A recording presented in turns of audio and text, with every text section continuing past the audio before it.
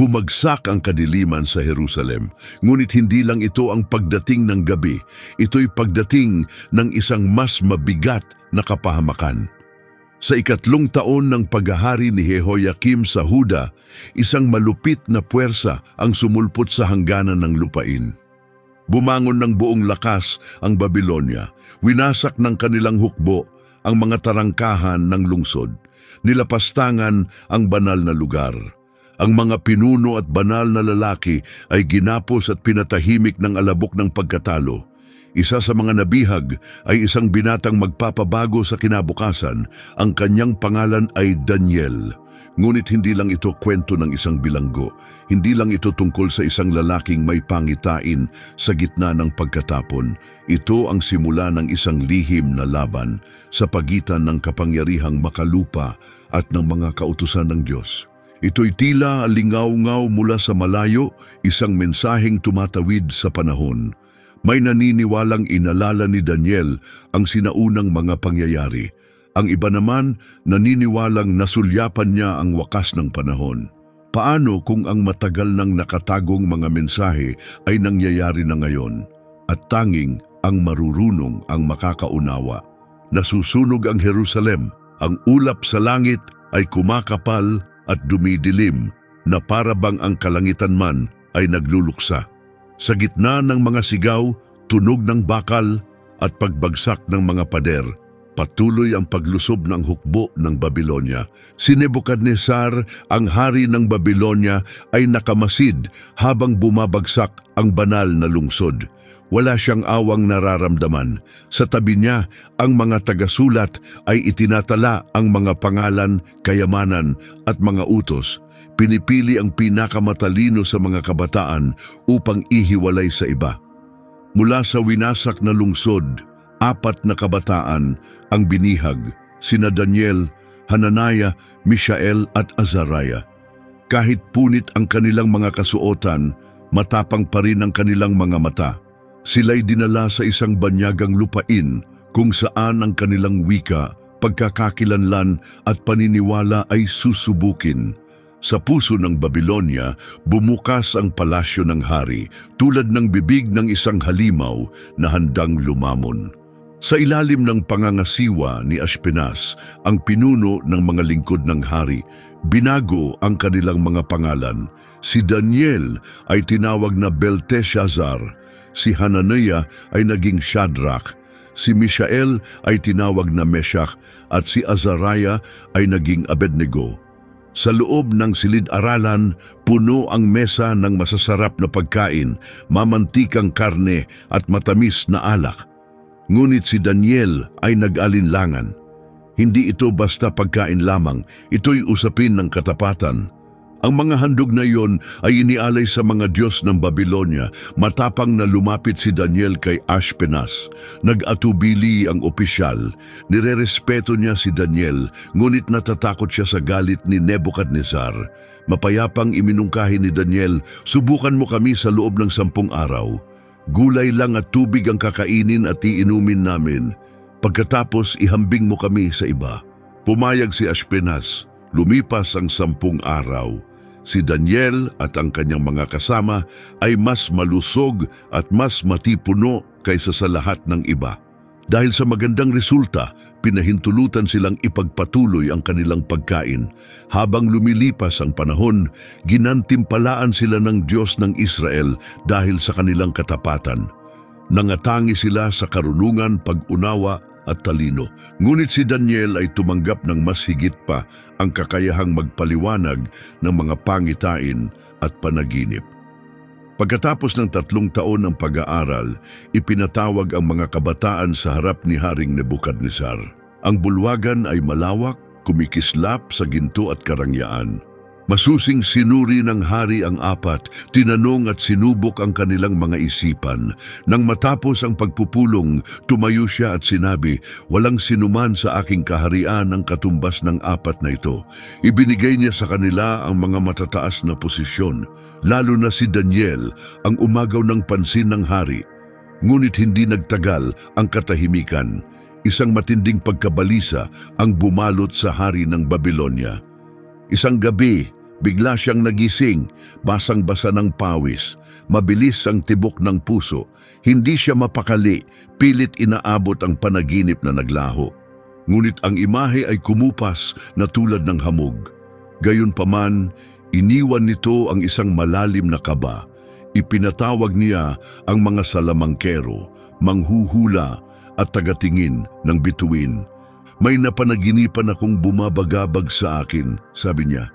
Kailangan kong malaman ang panaginip at ang kahulugan nito. Nagkatinginan ng mga tagapayo, naguguluhan. Ikwento mo po sa amin ang panaginip o hari at ipapaliwanag namin, sabi nila. Ngunit nagalit ang hari. Hindi, sagot niya.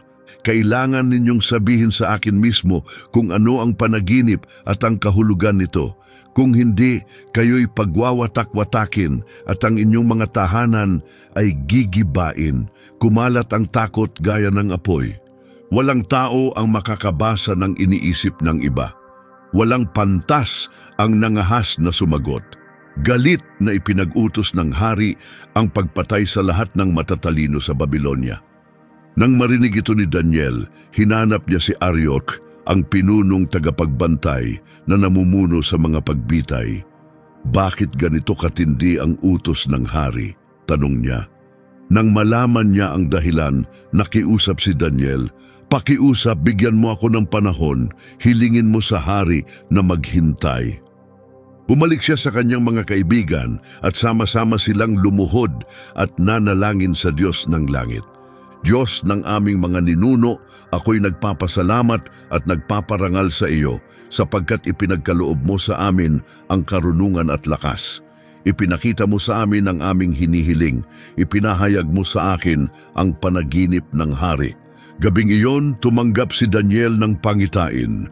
Luminaw ang lihim. Sa pagsikat ng araw, agad siyang pumunta kay Arioch. Huwag mong ipapatay ang mga pantas ng Babylonia, sabi niya. Dalhin mo ako sa hari at ipapaliwanag ko ang kanyang panaginip. Diretso na ang kanyang landas patungo sa trono. Matatag ang kanyang lakad. Buo ang kanyang layunin. Napatigil ang hininga ng lahat. Sa harap ni Nebukadnezar, nagsalita si Daniel ng walang kayabangan. Walang salamangkero, manghuhula o pantas ang makakapagpaliwanag ng lihim na ito. Ngunit may Diyos sa langit na nagpapahayag ng mga bagay na hindi alam. At sa gitna ng katahimikang iyon, sinimula ng batang Hebreo ang pagsasalaysay ng panaginip ng hari. Inilarawan niya ang hindi maalala ng hari. Isang dambuhalang rebulto na may ulong ginto, dibdib na pilak, tiyan na tanso, mga paang bakal at mga talampakang halong bakal at putik. Hindi makapaniwala ang hari. Nagpatuloy si Daniel, ikaw o hari ang ulong ginto. Pagkatapos ng iyong paghahari, lilitaw ang isa pang kaharian na hindi kasing lakas. Susunod ang ikatlong kaharian na kinakatawan ng tanso. Pagkatapos nito, may lilitaw na ikaapat na kaharian, malakas gaya ng bakal. Ngunit sa huli, magtatatag ang Diyos ng isang kahariang walang hanggan, isang kahariang hindi kailanman magigiba. Tila yumanig ang trono ni Nebukadnezar sa bigat ng propesiya. Sa matinding pagkamangha, lumuhod ang hari sa harap ni Daniel. Tunay na ang Diyos mo ang pinakamataas sa lahat ng Diyos at Panginoon ng mga hari, sabi niya.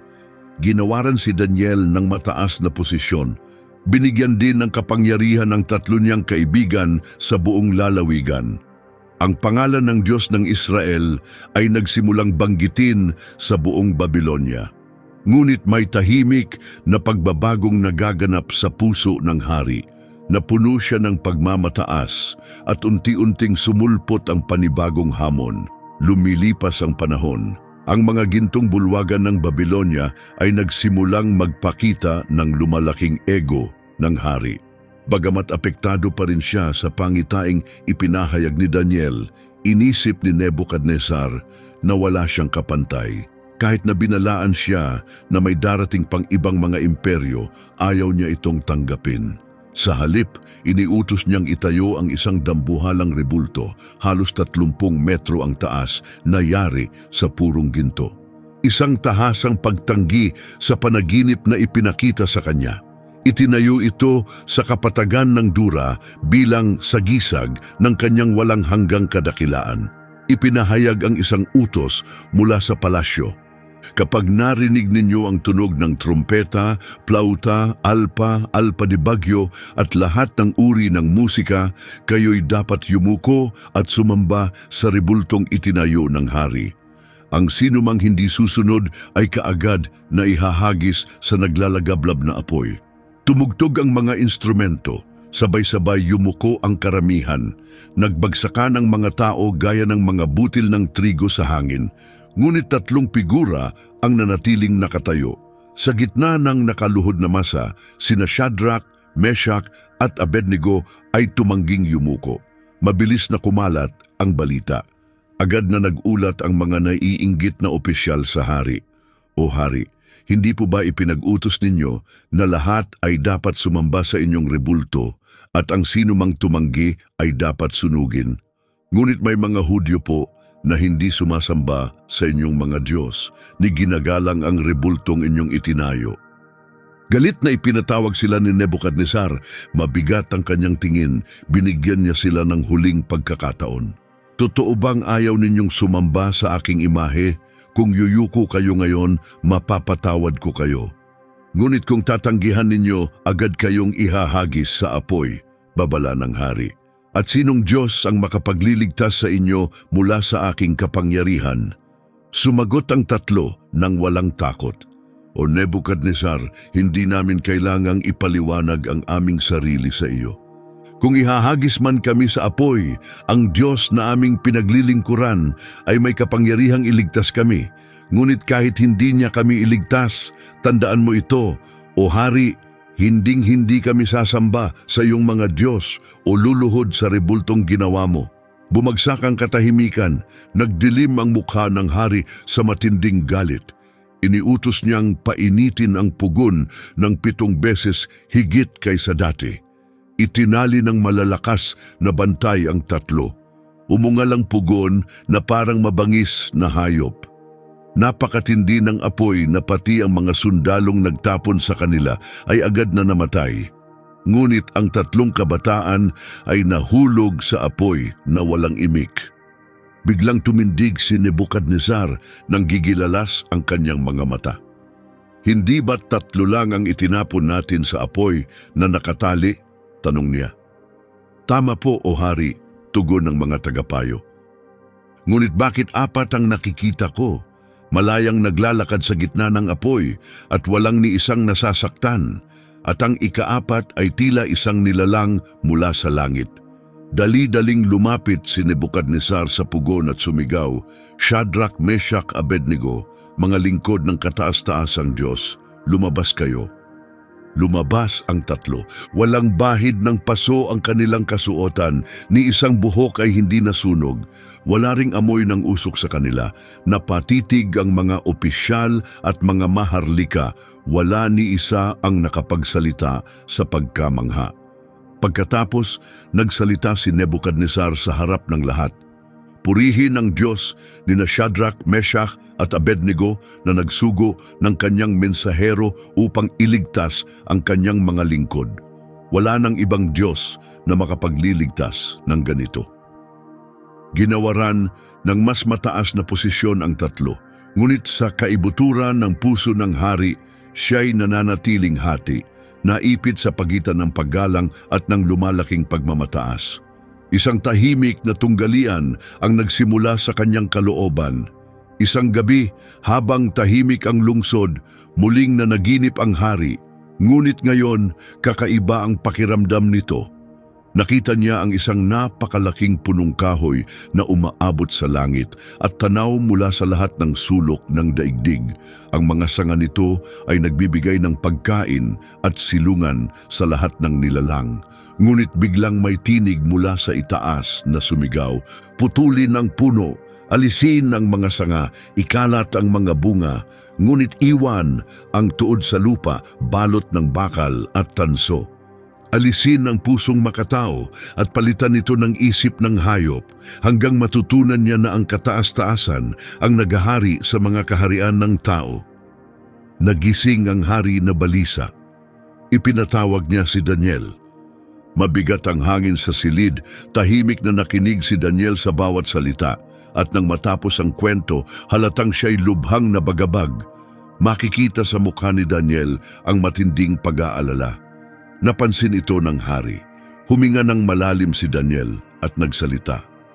Mamumuhay ka gaya ng mga mailap na hayop, kakain ka ng damo tulad ng ginagawa ng mga baka, at ito'y magpapatuloy sa loob ng 7 yugto hanggang sa maunawaan mong ang kataas-taasan ang naghahari sa mga kaharian ng sangkatauhan. Hindi sumagot ang hari. Nahabag si Daniel at nakiusap, pakiusap, tanggapin mo ang aking payo o hari. Talikuran mo ang kasamaan at mamuhay sa katuwiran. Baka sakaling magpatuloy pa ang iyong kasaganaan. Ngunit lumipas ang panahon at nanaig ang kanyang pagmamataas. Pagkalipas ng 1 taon, naglalakad si Nebuchadnezzar sa bubungan ng kanyang napakagandang palasyo at tinitingnan ang buong lungsod. Hindi ba't ito ang dakilang Babilonia na aking itinayo bilang aking tahanang maharlika, gamit ang aking lakas at para sa aking kaluwalhatian, pagyayabang niya? Ngunit bago niya matapos ang kanyang sinasabi, isang tinig ang dumating mula sa itaas. O Haring Nebuchadnezzar, inalis na ang iyong kapangyarihan. Sa isang iglap na wala ang kanyang katinuan, inalis siya sa trono at itinaboy sa ilang. Doon, kumain siya ng damo tulad ng baka. Binasa ng hamog ang kanyang balat. Nabuhol ang kanyang buhok at humaba na parang balahibo ng agila. Lumaki ang kanyang mga kuko na parang mga pangil ng ibon. Ang dating makapangyarihang hari ay gumapang ngayon sa alikabok ng kahihiyan. Matapos ang 7 panahon, itinaas niya ang kanyang paningin sa langit. Bumalik ang kanyang katinuan. Lumuhod siya at sa nanginginig na tinig sinabi, "Pinupuri ko ang kataas-taasan, pinararangalan ko ang nabubuhay magpakailanman. Ang kanyang kaharian ay walang hanggan. Ibinabagsak niya ang palalo." Ibinigay muli sa kanya ang kapangyarihan. Muling naupo si Nebuchadnezzar sa trono, ngunit ngayon nauunawaan na niya na may isang mas dakilang hari na namumuno sa lahat ng hari sa lupa. Ngunit hindi magtatagal ang kaharian ng Babilonia. May bagong pinunong paparating, isang lalaking sisira sa mga banal na bagay, at ang kanyang kapalaran ay tatakdaan ng kamay ng Diyos. Lumipas ang mga taon. Unti-unting nawala si Nebuchadnezzar sa kasaysayan. Ang trono ay napunta sa kanyang inapo, si Belshazzar. Ngunit hindi gaya ng kanyang lolo na natutong gumalang sa Diyos sa pamamagitan ng paghihirap, si Belshazzar ay namuhay sa kayabangan, pangungutya at pagsamba sa mga Diyos-Diyosan. Isang gabi, puno ng kasayahan ang palasyo. Musika ang bumalot sa paligid, umaagos ang alak. Isang malaking piging ang inihanda para sa 1,000 maharlika. Sumayaw ang mga mananayaw. Umawit ang mga pari ng huwad ng mga Diyos ng mga bastos na himno. Magulo at walang kontrol ang kasayahan. Sa gitna ng kaguluhan, naisip ng hari ang isang mapangahas na ideya. Dalhin ang mga gintong at pilak na kopa. Utos niya ang mga kinuha mula sa templo ng Diyos ng mga Hebreo sa Jerusalem. "Uminom tayo mula sa mga ito," sigaw niya. Ang mga banal na sisidlan na inilaan para sa Diyos ng Israel ay ginamit ngayon sa isang lapastangang pagdiriwang. Itinaas ni Belshazzar ang isa sa mga sagradong kopa. Itinaas din ng lahat ang kanilang inumin bilang parangal sa mga Diyos na yari sa ginto, pilak, tanso, bakal, kahoy at bato na puno ng tawanan ng silid. Patuloy ang inuman, ngunit biglang natigil ang lahat. Lumabas ang isang mahiwagang kamay, walang braso, walang katawan, kundi mga daliring nagliliwanag na nagsusulat ng nagbabagang mga titik sa pader ng palasyo, nakikita ng lahat. "Mene, mene, tekel, parsin." Lumaganap ang takot. Tumigil ang musika, nahulog sa sahig ang mga kopa, namutla si Belshazzar, nanginig ang kanyang mga tuhod, nanlambot ang kanyang mga binti. Sa takot ay sumigaw siya, dalhin ang mga salamangkero, ang mga manghuhula, ang mga mahiko. Sino mang makapagpapaliwanag ng isinulat ay bibigyan ng lilang kasuotan, gintuang kuwintas at itatalaga bilang pangatlo sa kapangyarihan. Ngunit wala ni isa ang nakakaunawa sa kahulugan ng mga salita. Nagkagulo ang lahat, kumalat ang mga bulong-bulungan, nababalot ng takot ang buong hukuman. Pagkatapos ay dumating ang reyna ina nang marinig ang kaguluhan. Maingat siyang lumapit sa hari na may paggalang. "Huwag kayong matakot, mahal na hari," sabi niya. "May isang lalaki rito na puspos ng espiritu ng mga banal na Diyos. Noong panahon ng inyong lolo na si Nebukadnezar, siya ay nakalutas ng mga palaisipan at nakapagpahayag ng mga pangitain. Ang kanyang pangalan ay Daniel." Ipinatawag si Daniel. Mas matanda na ngayon, ngunit matalim pa rin ang kanyang mga mata at hindi natitinag ang kanyang damdamin. Inikot niya ang paningin, nakakalat ang mga banal na kopa, may alak sa sahig, at nananatiling nakasulat sa pader ang nagliliwanag na mga titik. Sinubukan siyang suyuin ni Belshazzar. "Kung maipapaliwanag mo ito sa akin, bibihisan kita ng lila, bibigyan ng ginto, at gagawin kitang pinuno sa ilalim ko." Ngunit hindi natinag si Daniel. "Sa iyo na ang iyong mga regalo," sabi niya. "Ibigay mo ang gantimpala sa iba. Gayunman, babasahin ko ang sulat at ipapaliwanag ang kahulugan nito." Muling bumagsak ang katahimikan sa bulwagan. Lahat ng mata ay nakatuon kay Daniel. Nagkaloob ang kataas-taasan ng kadakilaan at karangalan kay Nebukadnezar, panimula ni Daniel. Ngunit nang naging palalo ang kanyang puso, siya'y ibinaba. "Ngayon ikaw, Belshazzar, alam mo ang lahat ng ito, at gayon paman, tumanggi kang magpakumbaba. Itinaas mo ang iyong sarili laban sa Panginoon ng kalangitan. Ginamit mo ang mga banal na kopa para lamang sa isang piging. Pinuri mo ang mga Diyos-Diyosang walang buhay na hindi nakakakita ni nakakarinig, ngunit binaliwala mo ang Diyos na may hawak ng iyong buhay." Tumingin si Daniel sa nagniningning na sulat sa pader. Ito ang kahulugan.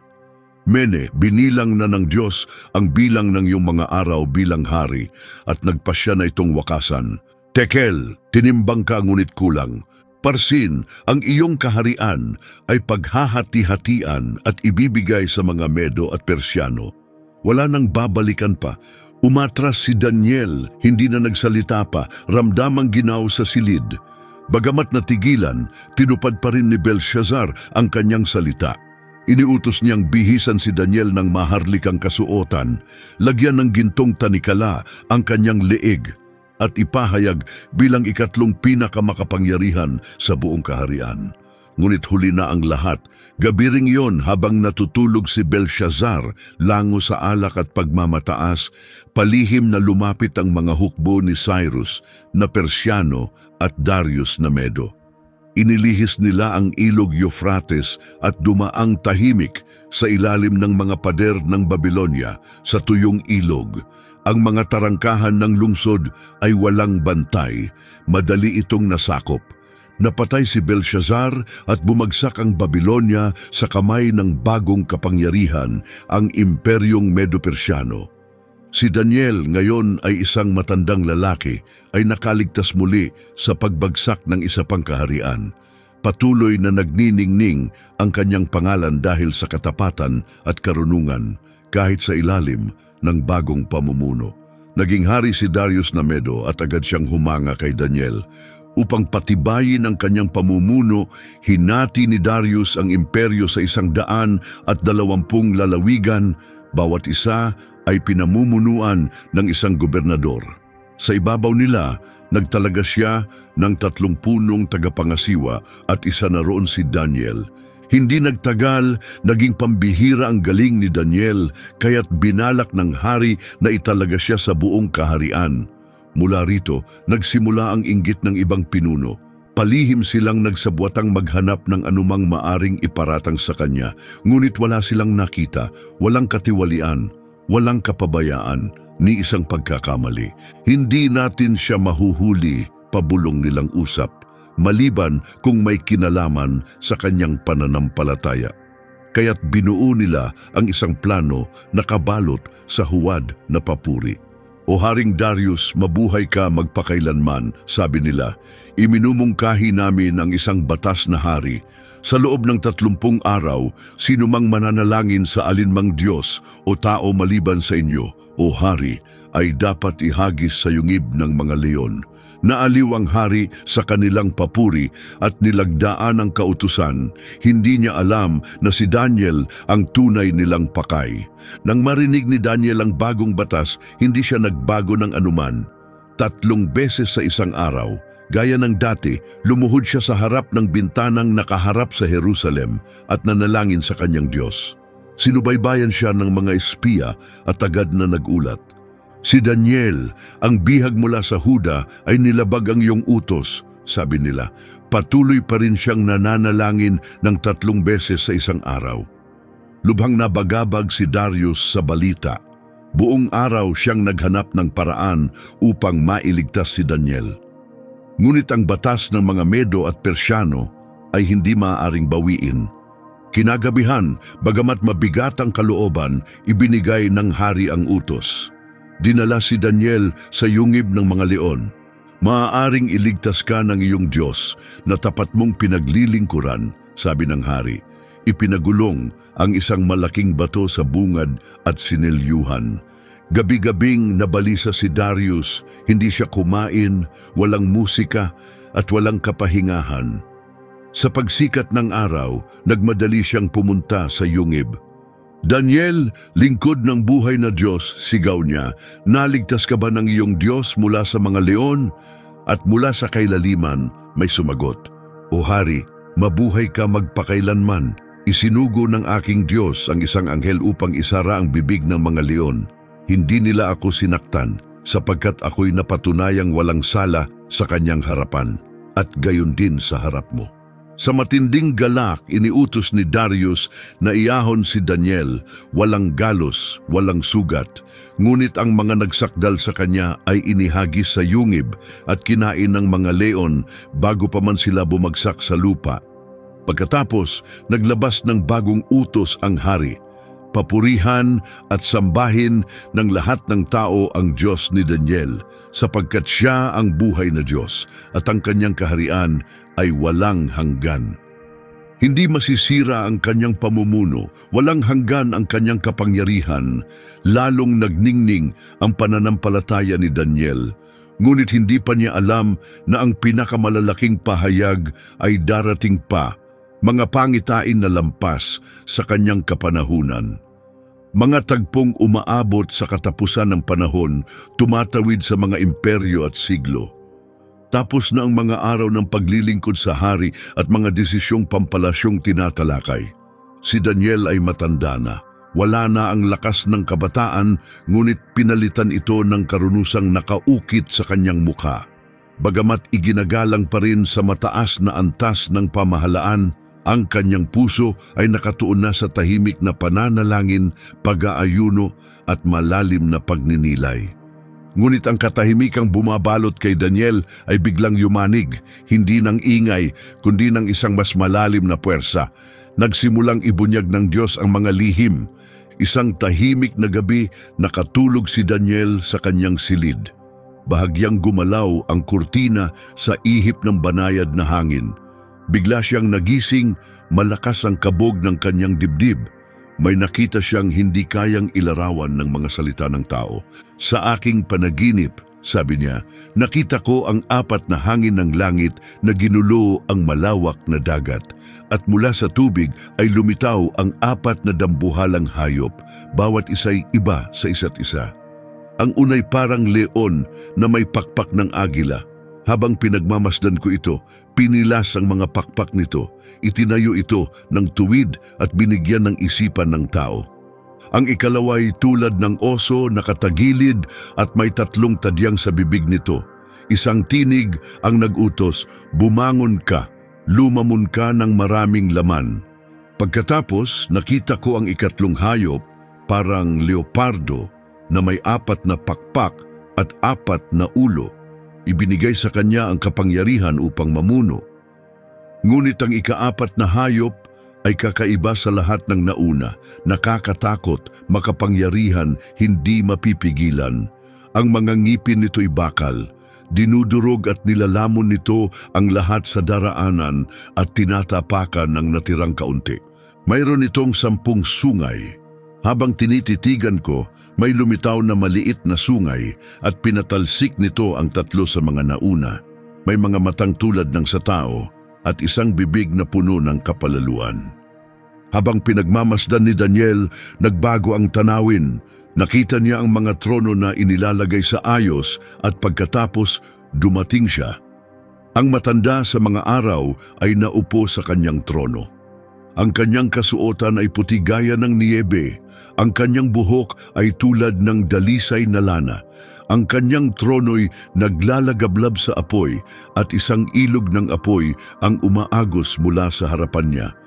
Libo-libo ang naglilingkod sa kanya, milyon-milyon ang nakatayo sa kanyang harapan, binuksan ang mga aklat.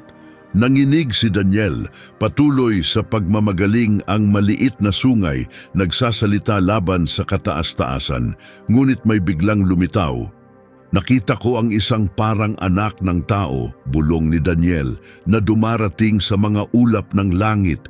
Lumapit siya sa matanda sa mga araw at dinala sa kanyang harapan. At sa kanya ibinigay ang kapangyarihan, karangalan at isang kahariang hindi kailanman mawawasak. Nagising si Daniel basang-basa ng pawis, napaluhod siya sa sahig, nanginginig, magulo ang kanyang isipan, mabigat ang kanyang loob, ngunit hindi pa tapos ang Diyos. Muling dumating ang gabi, muling dumating ang isa pang pangitain, mas sagisag, mas matindi, puno ng hula at labanan. Nakita niya ang isang lalaking tupa na may 2 mahahabang sungay, isa'y mas malaki. Sumugod ito sa kanluran, hilaga at timog. Walang nilalang ang nakapigil dito. Biglang dumating ang isang kambing mula sa kanluran. May isang sungay sa pagitan ng mga mata nito. Dumaan ito sa kalupaan na parang lumilipad. Sa matinding galit, sinalpok nito ang tupa at winasak ito. Lumakas pa ang kambing, ngunit nabali ang malaking sungay nito. Sa halip, tumubo ang 4 na mas maliliit na sungay. Mula sa isa sa mga iyon, lumitaw ang isang munting sungay na biglang lumaki. Lumakas ito ng husto. Ibinagsak nito ang hukbo ng langit, ibinaba ang mga bituin sa lupa, nilapastangan ang banal na lugar, pinatigil ang araw-araw na mga handog at lumaganap habang nilalabanan ang banal. Narinig ni Daniel ang isang tinig na nagtanong, "Gaano katagal magtatagal ang pangitaing ito? Hanggang kailan maaapak-apakan ang banal na lugar at ang hukbo ng langit?" Ang sagot, sa loob ng 2,300 gabi at umaga, pagkatapos ang banal na lugar ay muling itatayo. Nagising si Daniel nang hihina, ilang araw siyang nagkasakit, niligalig ng kanyang nakita. Hindi niya agad naunawaan ang kahulugan, ngunit unti-unting nagbigay ng liwanag ang Diyos. Kalaunan, sa ilalim ng pamumuno ni Haring Ciro ng Persya, binalikan ni Daniel ang mga banal na kasulatan. Habang binabasa ang sulat ng propetang Jeremias, nalaman niyang tatagal ng 70 taon ang pagkasira ng Jerusalem. Tumagos ito sa kanyang puso. Nagdamit siya ng sako, nagbudbud ng abo sa kanyang ulo at nanalangin ng may pananabik. Panginoon, dakila at kamangha-mangha na tumutupad sa mga pangako at nagpapakita ng habag sa mga umiibig sa iyo. Kami ay nagkasala, nagkamali at naghimagsik. Binaliwala namin ang iyong mga propeta at sugo. Matuwid ka, ngunit kami nababalot ng kahihiyan. Patawarin mo kami, O Panginoon, pakinggan mo kami. Habang siya'y nananalangin pa, biglang lumitaw ang isang maningning na nilalang. Anghel na si Gabriel na isinugo mula sa langit. Daniel, narito ako upang tulungan kang maunawaan, wika ni Gabriel. Mula sa sandaling sinimulan mong hanapin ang katotohanan, ipinadala na ang salita, at narito ako upang sabihin ito sa iyo, mahalaga ka sa paningin ng Diyos. Ibinahagi ni Gabriel ang mensahe ng 70 linggo. Ito'y itinakda para sa iyong bayan at sa banal mong lungsod, upang wakasan ang kasamaan, tapusin ang kasalanan, dalhin ang walang hanggang katuwiran, pagtibayin ang pangitain at mensahe, at italaga ang banal sa lahat ng banal. Matalim ang pakikinig ni Daniel. Nagpatuloy si Gabriel mula sa pag-utos na muling itayo ang Jerusalem hanggang sa pagdating ng piniling pinuno, 7 linggo ang lilipas, at pagkatapos ay 62 pa. Ngunit ang pinili ay aalisin at mawawala na. Ang lungsod at ang banal na lugar ay muling sisirain. Ang hukbo ng isang pinuno ay darating na parang baha, at ang digmaan at pagkawasak ay magpapatuloy hanggang sa wakas. Isinulat ni Daniel ang lahat, ngunit hindi mapakali ang kanyang damdamin. Ang mga petsa, ang mga bilang at ang mga pangyayari, lahat ay nagpapahiwatig ng mga bagay na higit pa sa kanyang kapanahunan. At sa pangitain pa rin, nakita niya ang panahon ng matinding kapighatian na daranasin ng bayan ng Diyos. Ngunit kasabay nito, narinig niya ang isang pangako. Ang marurunong ay magniningning tulad ng langit, at ang mga nagtuturo ng katuwiran ay kikinang tulad ng mga bituin na kailanmay hindi mawawala. Muling nagising si Daniel, dumaan ang banayad na liwanag ng umaga sa kanyang bintana. Tahimik siyang nakaupo, malalim ang iniisip. Makikita sa kanyang mukha ang bakas ng isang taong nakakita sa mga bagay na hindi nakikita, at sa kanyang mga mata ang lalim ng isang nilalang na nakatanaw sa buong kasaysayan. Ngunit may isa pang pangitain na nalalabi, isang sagupaan sa pagitan ng mga mandirigma ng langit at ng mga kapangyarihan ng kasamaan. Ito ang huling pahayag, ang wakas ng kanyang papel bilang propeta, at ang pahayag na mananatiling nakatago hanggang sa mga huling araw. Nakatayo si Daniel sa hangganan ng pinakahuli at pinakadakilang pangitain ng kanyang buhay. Ngayoy matanda na siya, dala-dala ang alaala ng mga bumagsak na imperyo, ng mga haring minsan niyang pinayuhan at ng mga pangitaing habambuhay na nakaukit sa kanyang kaluluwa. Ngunit ang kanyang makikita ngayon ay lampas sa lahat ng kahariang pantao. Ipapakita ng Diyos sa kanya ang mga labang nakatago sa mata ng tao, mga kaganapan sa wakas ng panahon kung saan ang mga pinuno, mga bansa at kapangyarihan ay kikilos ayon sa banal na layunin. Sa 3 taon ng paghahari ni Haring Ciro ng Persya, nagsimula si Daniel ng pag-aayuno. 3 linggo siyang umiwas sa alak, karne at mababangong langis. Pinuno ng bigat ng mensahe ang bawat sandali ng kanyang araw. Sa 24 na araw, habang nakatayo sa tabi ng ilog Tigris, tumingala siya at tila huminto ang oras. Nakita niya ang isang nilalang na nakasuot ng linen, may gintong sinturon mula sa upas. Kumikislap ang kanyang katawan tulad ng mahalagang bato, kumikidlat ang kanyang mukha, nagliliyab ang kanyang mga mata, kumikinang ang kanyang mga braso at binti na parang makinis na tanso, at ang kanyang tinig ay umuugong na parang tinig ng napakaraming tao. Ang mga kasama niya ay nagsitakas sa takot. Bumagsak si Daniel, walang lakas, ngunit hinipo siya ng makalangit na nilalang at mahinahong itinayo. Daniel, ikaw na labis na minamahal, pakinggan mong mabuti ang sasabihin ko. Mula nang itinuon mo ang puso mo sa pagkaunawa, dininig na ang iyong panalangin. At dumating ang mensahe, isang labanan sa hindi nakikitang daigdig.